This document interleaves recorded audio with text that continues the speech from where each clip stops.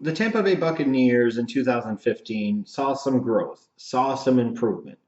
You take Jameis Winston number one overall. Frankly, that's what the 2015 season was all about. That's the only thing that matters. Was Jameis Winston going to develop? Was Jameis Winston going to adapt to the NFL level? Was Jameis Winston going to show some glimmers of hope that he could be the long sought after franchise quarterback for the Tampa Bay Buccaneers? And I think with his 4,000-yard passing season and some of the plays he made at moments, you looked at Jameis in 2015 and you said, the Buccaneers aren't there yet, but they've taken a step in the right direction. But then it was weird. You fire Lovie Smith because you say, hey, we didn't improve enough, we didn't win enough. And I'm thinking to myself, you're firing this guy where you basically had two drafts and you primarily only addressed the offense, which is weird in and of itself.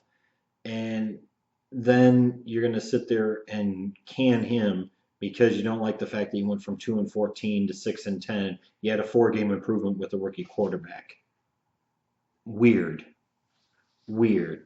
And then just to do that to promote his offensive coordinator, at least if anything else, I will say that the Tampa Bay Buccaneers didn't totally create chaos, anarchy, and upheaval around Jameis Winston by keeping their offensive coordinator on, promoting him to head coach. There was at least some consistency in message and leadership at the top for Jameis Winston, and you're not going around after one season and forcing him to learn an entire new system because that is a recipe for disaster for young quarterbacks. Now, early on in the 2016 season, it looked like the Tampa Bay Buccaneers may have erred a little bit, especially with their 1-3 start. But as the season went along, you started to see this Buccaneers team come together and start playing some good football at different stretches of time. Not for any particularly lengthy period of time, but you had some impressive victories, like beating the Seattle Seahawks 14-5. That was impressive stuff. It's tough though when you're the Buccaneers because you're 2-14, or I think that's what they were, right? Or was it, or 1-15, whatever it was, 2-14, let's say. Then you go 6-10, and then you finish 9-7, but you miss the playoffs. But you still have to feel good about the future. You still have to feel positive about the potential possibilities of what is out there for you.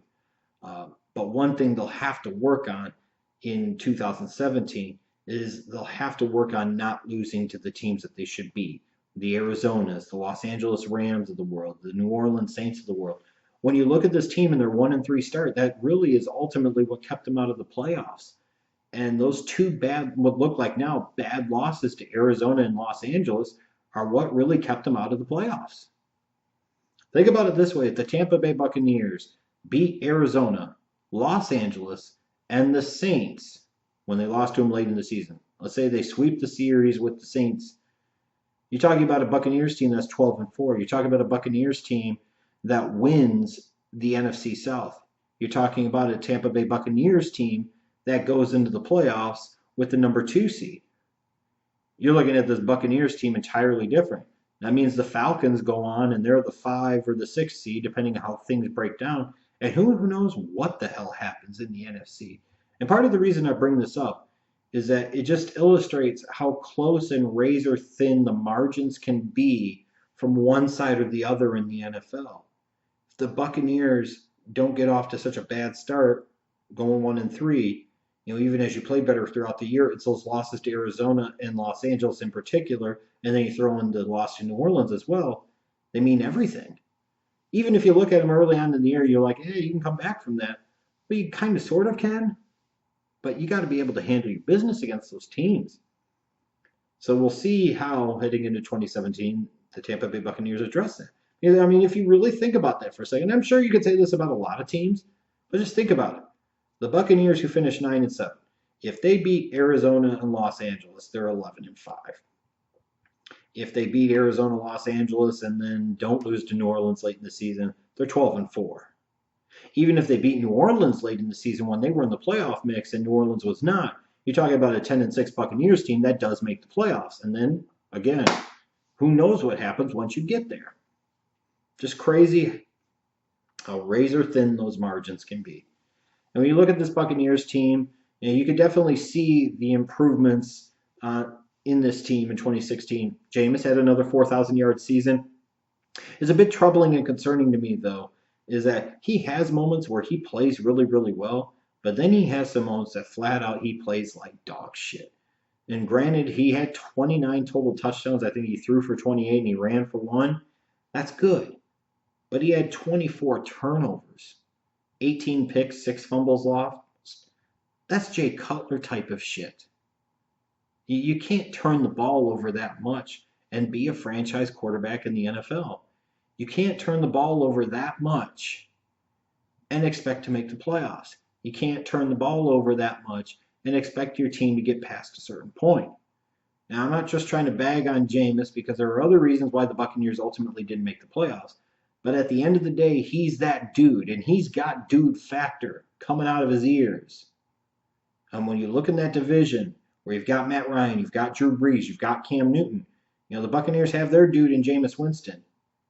He's got to be able to step up to those standards and play like those other guys. He's got to be able to meet the challenge. And turning the ball over 24 times is not getting the job done. Now, you got a great season out of Mike Evans, from a purely look standpoint, based off of what he did, what little help there was around him. You can make the argument that out of the wide receivers in 2016, Mike Evans, had the best season of all of them. You could probably make a strong argument. It was nice to see the emergence of tight end Cameron Brate. When he got the opportunity, he looks like a weapon potentially for the future for this Tampa Bay Buccaneers offense. A team that was really lacking in terms of production at the tight end position. Now it looks like they've got it in Cameron Brate. And all of that with Doug Martin basically missing half of the season due to injury, coming off of a monster year where you give him big money, and then, of course, he missed half the damn year with injury. And even when he did play, he didn't look like muscle hamster. He just looked like another dude. You had some defensive improvements. Vernon Hargraves at times struggled, but at times played okay. Noah Spence gave them something off the edge, their second-round pick, and hopefully they'll be able to get more out of him. Gerald McCoy was Gerald McCoy. Quan Alexander had a great year. This is a Buccaneers team on the up.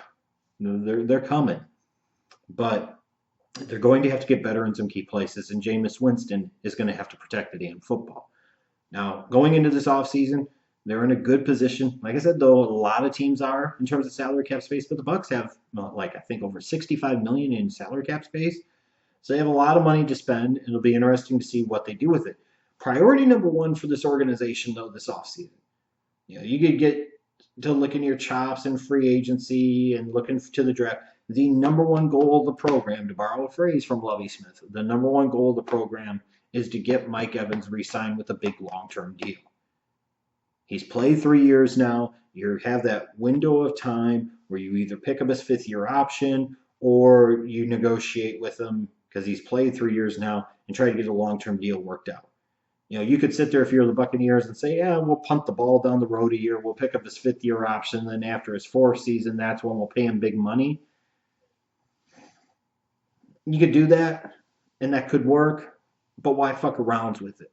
Why sit there and screw around with it? Especially when come the next offseason, Jameis Winston will have then at that point in time been in the league 3 years, and he will be eligible for you to negotiate with him for a contract extension, which you most certainly are going to want to do. So why not get Mike Evans done now and Jameis Winston done next year?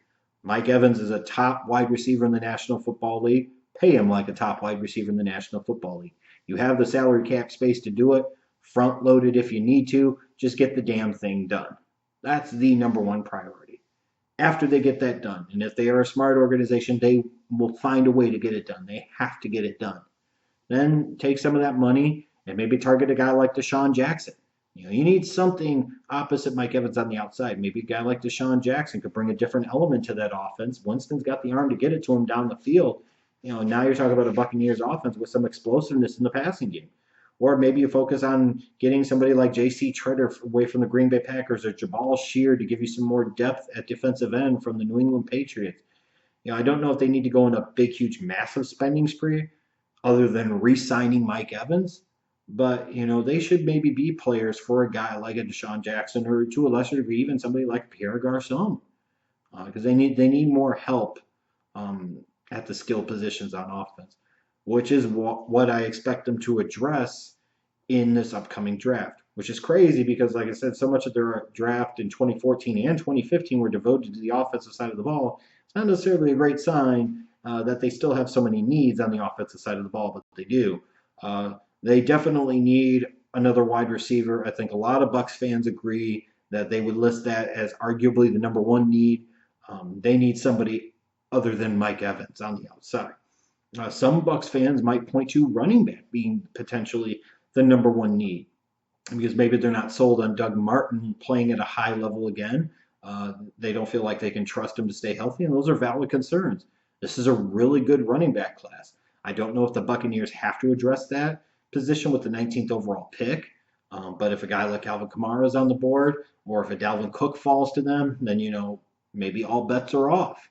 Um, but at some point in time, they will need to address that position in the draft because they can't count on Doug Martin to stay healthy at this point, and you need to be able to get a guy in there that could potentially take over. That way you can protect Jameis Winston even more. I still think they need a tight end. Cameron Brate, like I said, showed something in 2016, but I say this only from the standpoint of you have one tight end, why not have two? This is a really good tight end class. Really, really good. So you start looking at some of the guys you could potentially draft even in rounds 2, rounds 3. Bucky Hodges, Gerald Everett, Evan Ingram. Maybe you gamble on Jake Butt eventually coming back from his ACL tear. The Buccaneers, it would behoove them to try and dip into that tight end market at some point in time.